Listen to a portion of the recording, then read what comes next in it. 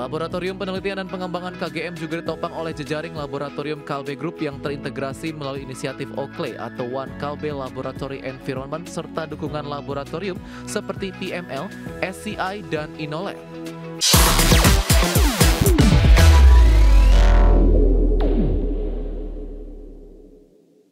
Laboratorium PT Kalbio Global Medica atau KGM, anak perusahaan PT Kalbe Pharma Tbk dengan kode saham KLBF ditetapkan sebagai laboratorium pusat unggulan untuk pengembangan vaksin dan produk bioteknologi. Ketetapan ini tertuang dalam keputusan Direktur Jenderal Farmasi dan Alat Kesehatan.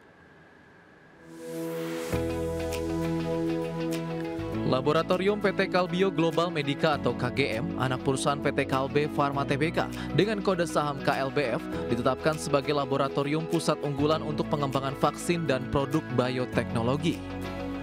Ketetapan ini tertuang dalam keputusan Direktur Jenderal Farmasi dan Alat Kesehatan. Hal ini mempertegas komitmen perusahaan dalam memperkuat riset, kolaborasi, dan mempercepat hilirisasi inovasi bioteknologi di Indonesia dan negara-negara anggota Organization Islamic Cooperation. Laboratorium ini dinilai sudah siap dalam hal infrastruktur, tata kelola mutu, dan rekam jejak dalam pengembangan produk biologi. Hal ini didukung oleh peneliti dan analis yang terlatih serta terkualifikasi langsung melalui skema ALI atau transfer teknologi bersama mitra global.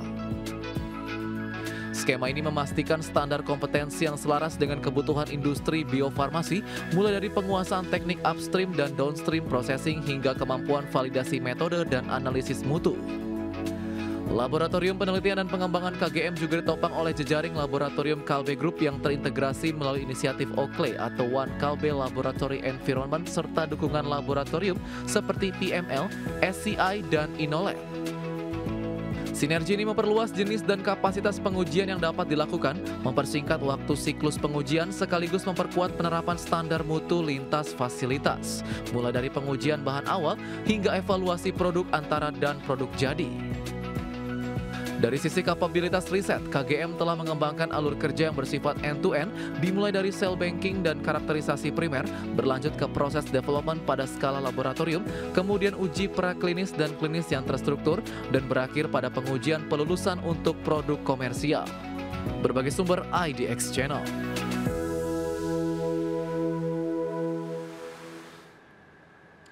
PT Segar Kumala Indonesia Tbk dengan kode saham buah mengumumkan akan menggelar aksi korporasi berupa pemecahan saham atau stock split dengan rasio 1:2.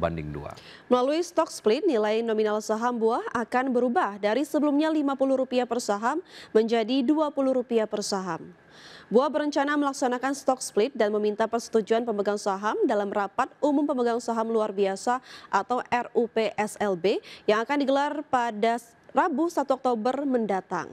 Terdapat beberapa tujuan dilakukan aksi korporasi ini, diantaranya adalah untuk meningkatkan likuiditas perdagangan saham perusahaan. Lalu harga per lembar saham buah akan menjadi lebih terjangkau dan memberikan kesempatan kepada investor untuk aktif memperdagangkan dan ikut memiliki saham perusahaan. Alasan lainnya adalah untuk meningkatkan jumlah investor domestik di tanah air. Pasalnya dengan harga per lembar saham yang lebih murah dan terjangkau, maka akan meningkatkan jumlah investor yang berminat untuk berinvestasi di saham buah. Pembagian saham tersebut akan meningkatkan jumlah saham disetor penuh buah dari 1 miliar saham menjadi 2 miliar saham.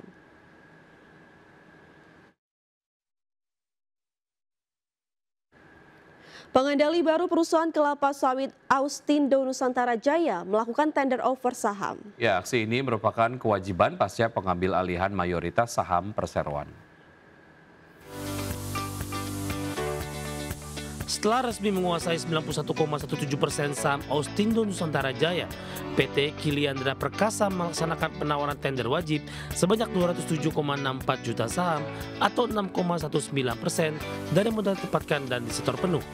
Harga penawaran ditetapkan Rp1.813 per saham dengan total nilai penawaran maksimal Rp376,46 miliar. Periode penawaran tender offer dibuka sejak 26 Agustus hingga 24 September 2025 dengan jadwal pembayaran pada 3 Oktober 2025. PT BCA Sekuritas ditunjuk sebagai perusahaan efek untuk menjalankan aksi korporasi ini. Pengendali baru menegaskan pengambil alihan ANJT merupakan strategi integrasi vertikal grup usaha. Fokus utama meliputi perluasan perkebunan, peremajaan tanaman dengan bibit unggul, hingga optimalisasi infrastruktur dan logistik. Langkah ini diharapkan memperkuat posisi strategis ANJT dan menciptakan nilai jangka panjang bagi pemegang saham. Berbagai sumber ada di channel. Pemirsa, kami akan kembali dengan informasi menarik lainnya. Tetaplah bersama kami di Market Pass.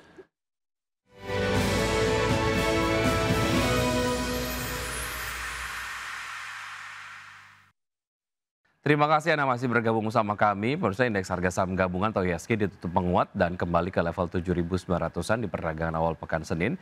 Dan IHSG menguat di tengah sinyal dovish The Fed yang semakin kuat dengan saham BBRI sebagai kontributor utama. Indeks harga saham gabungan ditutup menguat 0,87% ke level 7.926,90 di akhir perdagangan Senin. Secara intraday, IHSG sempat menguat di atas 1% ke level 7.591,978. 9 indeks sektoral menguat menopang kenaikan IHSG. Indeks sektoral dengan kenaikan terbesar sektor properti dan real estate melesat 3,65%, sektor infrastruktur naik 2,61%, dan sektor keuangan melaju 1,87%. Sedangkan indeks sektoral yang melemah diantaranya sektor kesehatan turun 0,40% dan sektor barang konsumen non-siklikal melemah 0,23%. Berdasarkan data Bloomberg, kenaikan IHSG tak lepas dari kenaikan sejumlah saham big caps terutama saham PT Bank Rakyat Indonesia Persero Tbk atau BBRI ditutup menguat 2,68% di level Rp4.210 per saham, menyumbang 18,2 indeks poin ke IHSG. Saham PT Barito Renewables Energy Tbk atau BREN ditutup menguat 4,69% di level Rp8.925 per saham, menyumbang 15,23 poin. Saham PT Elang Mahkota Teknologi Tbk atau MTEK ditutup melesat 17,95% di level Rp1.380 per saham dan menyumbang 8,44 poin. Saham PT Telkom Indonesia Persero Tbk ditutup menguat 2,16% di level Rp3.310 per saham, menyumbang 8,01 poin. Saham BMRI ditutup menguat 1,23% di level Rp4.950 per saham dan menyumbang 5,27 poin ke IHSG.